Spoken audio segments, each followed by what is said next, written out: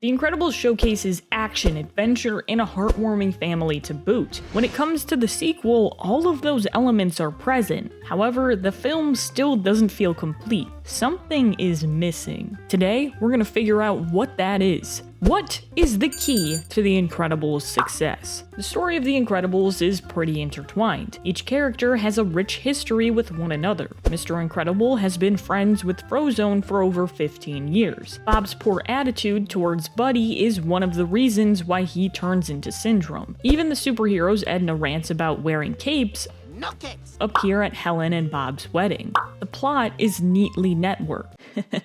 One could say it's like an enormous clock. Yes, precisely. All the little cogs mesh together to formulate a story that only works if all of the pieces are in place. Our main players on the board are Mr. Incredible, Elastigirl, and Syndrome. Each is a dominant force in making the plot move forward. Mr. Incredible is our protagonist who struggles with being present in his family's lives. Elastigirl is stretched too thin. You get it? Because her powers are to stretch. That was bad. Moving on. Syndrome holds the biggest grudge against Mr. Incredible for like 15 years. Then we have our minor characters like Dash, Violet, and Frozone, none of which culminate within all three character stories. There is only one character who does that, and that character is Mirage. Yes, Syndrome's girlfriend, the one who turns on him the moment he endangers the lives of children. We don't know that much about her. Actually, I don't think we know anything about her. However, if she was missing from the film, the plot wouldn't work. Mirage has one of the biggest roles. She's the catalyst for both Helen and Bob's stories. One could argue that Syndrome is Mr. Incredible's catalyst because he creates all of the robots, but Mirage is the one who tracks him down when him and Lucius are doing illegal hero work. Trust me, this is the one he's been looking for. She's the one who sneaks into his office to plant the secret files on the first robot. Mirage is the one who starts Mr. Incredible's journey. Her work doesn't stop there. She helps Helen spring into action as well. Helen and Bob's relationship is a little rocky after 15 years of marriage. After Mr. Incredible wins against the first giant robot, he has a lot more confidence. He starts working out, gets new clothes, and a new car. Most importantly, he has dinner with Mirage. Don't worry, nothing happens, except for this white hair that's stuck to his overcoat.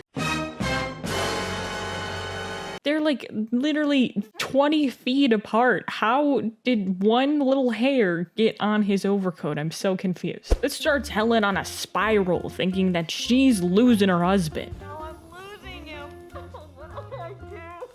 It's interesting to see the contrast between what Mirage means to both Bob and Helen. She brings a newfound confidence in Bob and a level of despair for Helen. When you think about it, that's kind of how people feel when they stumble upon one in the desert. She does indeed live up to her name. I also feel like you could argue that Mirage is Helen's main antagonist. In her mind, she's the one who's stealing her man. After Mr. Incredible is captured, it's time for Helen to kick it into high gear. Either he's in trouble or he's going to be. The one thing that Mirage brings to the Incredibles that no one else can do is she brings an inner conflict between Helen and Bob. Sure, Syndrome's the main bad guy, and this is a story about good versus evil, but Mirage brings it a step closer to reality. She brings a level of misdirection at first. Syndrome is nowhere to be found in the first part of this film. He graces us with his presence about 50 minutes into this film.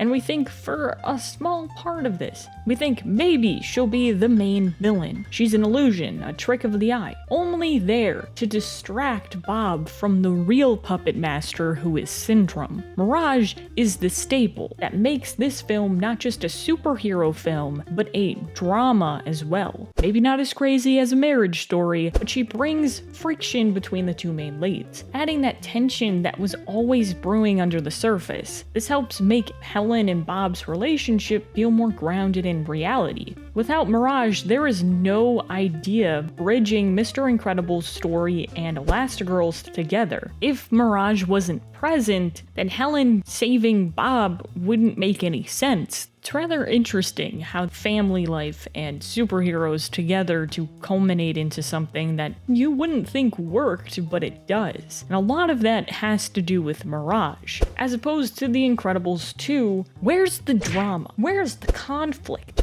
The answer is there is none. Everything works out for the Parr family. The years of anger and frustration that Bob and Helen were probably feeling are magically gone. You would think that they would still have issues 3 months after the stuff that happened with Syndrome, but this movie just snaps it away like it's nothing. Without a character like Mirage guiding the story, Mr. Incredible and Elastigirl have nothing to intertwine their story. In fact, this could have been 2 completely different movies. One with Bob hanging out with his kids, and another with Elastigirl doing her hero work. Without a bridge connecting these 2 ideas, the plot just feels forced into a direction rather than occurring naturally. The only time that Helen and Bob interact between their respected plots is when Helen is hypnotized by Evelyn and she calls Mr. Incredible to come to this random address. And that's the bridge that brings them together. There's nothing else. There are so many things that they could have done to bring in the issues with Mr. Incredible and Elastigirl in the last movie. Like a new add-on to the story could have been Mr. Incredible's jealousy over his wife's success. And that could have bridged the idea of how Mr. Incredible felt in the first movie, of him wanting to be this show-off who wanted the glory, and that was kind of a big thing that Mr. Incredible had to swallow for him to be present with his family's life. That kind of concept could have brought Mr. Incredible to become more humbler and start to care more about his family and to understand what his family needed, while Elastigirl could have done like kind of an opposite kind of thing, where she kind of has to not be a helicopter parent like we see her in the first movie and kind of give up some control so Bob can handle it